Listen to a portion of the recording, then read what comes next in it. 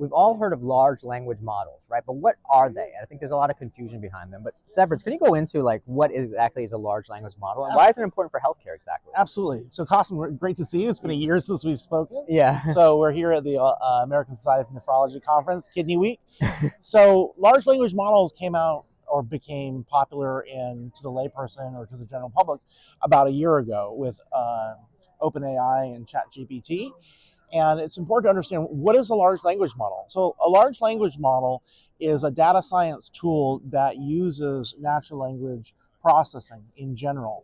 And then that goes on to what's called natural language generation. So processing unstructured data and then generating a response for that.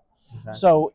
So in terms of OpenAI and ChatGPT, you have the ability now to ask the AI a question, and the natural language processing goes out to what is called a large language model, and then gets the information, comes back. Okay. And then the second tool, natural language generation, generates an answer based on the question that you asked. Okay. So a couple points that we should clarify. What is unstructured data? So structured data is anything that has an Excel header, zip code, age, weight. And unstructured data is text, video, voice to text. So when it's going out to the unstructured data, in terms of OpenAI and ChatGPT, it's going out to basically the World Wide Web, right? All the information that's out there. Now, for medicine, what's important is now we can process medical notes, physician notes, discharge papers, PDFs, and we can gather that information. The challenge, and this is really important for the medical community to understand, is the large language library that the large language model refers to.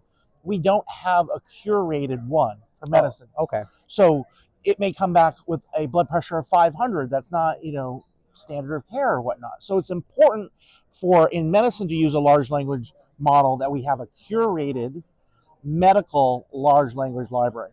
And that could be like medical journals, medical things like up to date, things like that as a lot. Yeah, absolutely. So as long as it's curated for medicine and it's secure and it's not going out to the World Wide Web, we're good.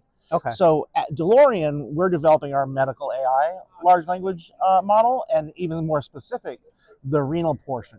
So we have a library specific for chronic kidney disease, stage 1 through 5, one for ESRD, one for transitions, but we're actually harvesting information from the EMR and the physician notes on CKD, so it's very, very specific. Interesting. So a large language model for the general public, we need a library that's the gross internet. Yep.